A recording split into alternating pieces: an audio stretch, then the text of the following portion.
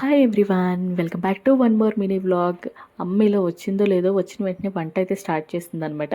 నేను చెప్పాను, నేను చేస్తాను కదా, ఈరోజు జర్నీ చేసి వచ్చావు, అలసిపోయి ఉంటావని. అసలు ఏం పర్లేదు, ట్రైన్లో పడుకుని రావడం కూడా ఒక జర్నీయేనా, నేను మంచిగానే ఉన్నాను, వంట చేసి పెడతాను నేనే అంది. ఇంకా నేను కూడా ఊరుకున్నా అనమాట. ఎందుకంటే అమ్మని తీసుకొచ్చిన చేపలు, అది చేపల పులుసు అండ్ దాని ఎగ్స్ ఉంటాయి కదా, శన అంటారు, వాటిని ఫ్రై అయితే చేస్తుంది. రెండు కూడా అమ్మ చాలా టేస్టీగా చేస్తుంది. ఇంకా అందుకని నేను కూడా ఊరుకున్నా అనమాట, కామైపోయాను. చేపల పులుసు అండ్ శన, మీలో ఎంతమందికి శన ఫ్రై నచ్చుతుందో కమెంట్ చేయండి. నాకైతే భలే టేస్టీగా అనిపిస్తుంది. అందులోనే అమ్మ చేసింది అయితే ఇంకా నచ్చుతుంది. రైస్ అయితే రెడీ అయిపోతుంది. వంట ఎప్పుడు అవుతుందా అని చెప్పేసి వెయిట్ చేస్తున్నా అనమాట అక్కడే నుంచుని. ఈలోపు చిట్టుతల్లి లెగిసిపోయింది అండ్ తనతో కబుర్లు చెప్పుకుంటూ మేమైతే వంట కంప్లీట్ చేసేసుకున్నాము.